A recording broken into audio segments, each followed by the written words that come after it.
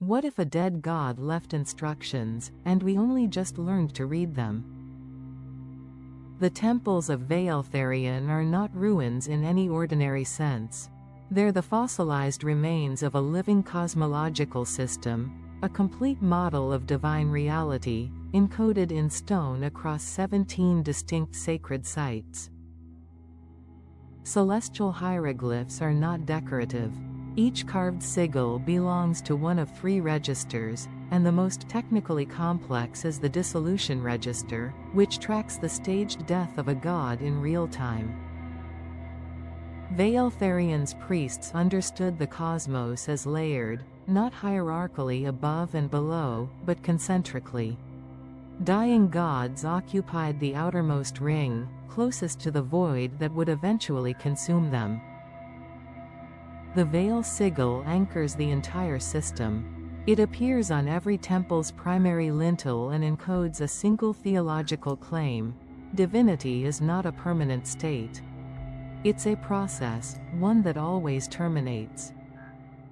Across the 17 temples, the Vael sigil mutates. At the Temple of Aethorin, its center is open. At the Temple of Soraval, it's sealed. That difference isn't artistic, it's doctrinal. The open center sigil marks a god still in active dissolution, divine power bleeding outward into the world. Priests of Aethorin believed their god was mid-death.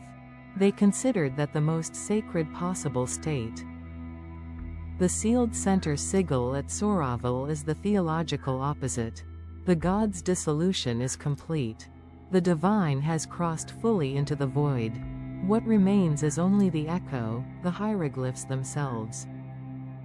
This is where the tension sharpens. If the god of Soraval is fully gone, why did the priests keep carving? Why inscribe walls with messages for a deity that can no longer receive them? The answer arrived with the Vathara Codex, a fragment recovered from the deepest chamber of Soraval, dated to the 3rd contraction. It reframes the entire purpose of the hieroglyphs in a single passage. Those 3 symbols decode as record, persist, and transmit. The priests weren't writing to the dead god. They were writing to whoever came after, to any intelligence capable of reading what the god once was. The corridor of Vaeltharion's central temple makes this concrete.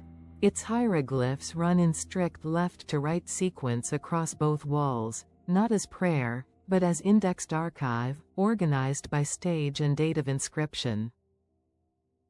The dissolution register tracks 7 stages of divine death. The first, the dimming, marks when a god loses the capacity for new creation. The last, the final erasure, marks when even the god's name ceases to carry power. The 4th stage symbol, the hollow throne, is the pivot point. It marks the moment a god can no longer answer prayers but still shapes reality through accumulated divine residue. Vaeltharion's principal deity was locked at this stage for 3 centuries. The 17 temples are not independent sites. They're a single instrument. Each temple corresponds to one of the 7 stages. Some stages have multiple temples, reflecting theological disagreement about their duration. 3 temples map to the 4th stage alone, the Hollow Throne period. Their hieroglyphs contradict each other on a critical question: whether divine residue can be harvested by mortals, or whether contact with it is inherently fatal. The physical evidence favors the Prohibition temples. Crystallized deposits recovered from Soraval's inner sanctum floor cracks show severe pitting and darkening in all surrounding stone, consistent with the Prohibition glyphs' warning imagery of irreversible contact damage. The liminal register operates differently from the dissolution register. It doesn't track divine states. It tracks thresholds, the precise moments of transition between states. In linguistic terms, it's a grammar of becoming, not a vocabulary of being. The crossing mark appears at every doorway between inner and outer chambers, but it wasn't carved for the god. Where patterns on the lintel stone confirm it was carved at mortal height, oriented toward the person entering, not the deity within. The undying register is the smallest, and the most damaged. Deliberately. Evidence from the Temple of Vaeltharion confirms that priests physically defaced undying register glyphs as their god's dissolution progressed. They were erasing the idea of permanence in real time. The defacement events correlate precisely with the dissolution register's timeline. Each time the god crossed a new threshold, priests at corresponding temples destroyed another cluster of undying glyphs. The archive was editing itself as the god died. Return to that first wall. We can read it now.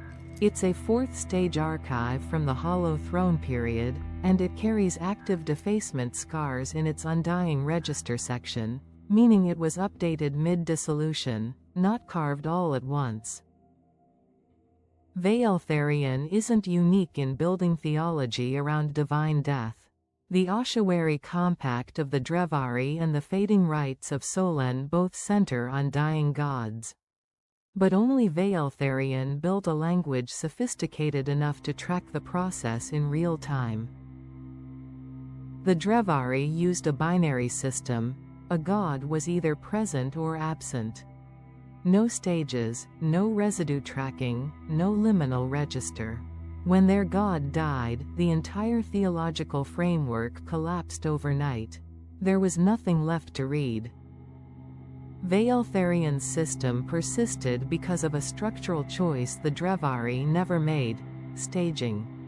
7 stages meant 7 opportunities to update, correct, and expand the archive before the god went fully silent.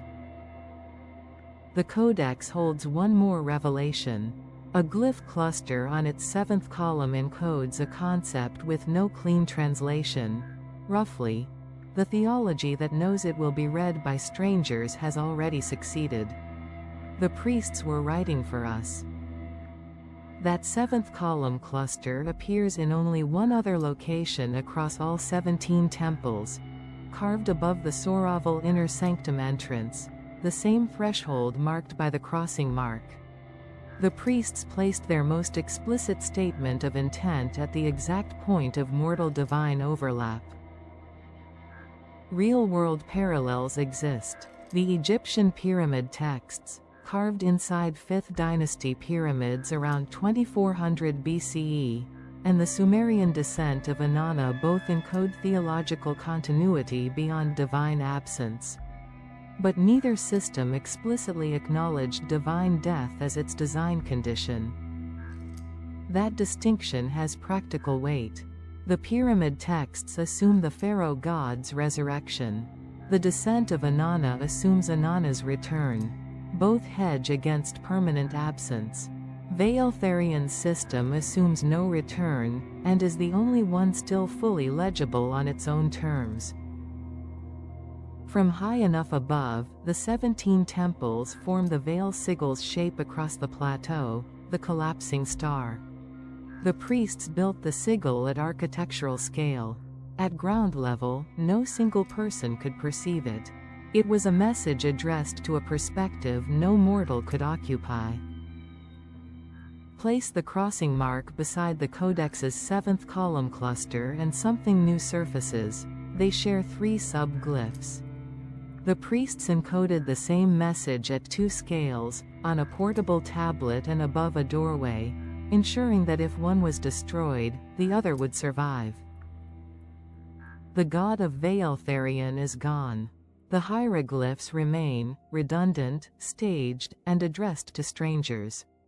The lesson is concrete. Any system of knowledge designed to survive its own author must build in redundancy, staging, and an explicit acknowledgement that the author won't be there to explain it.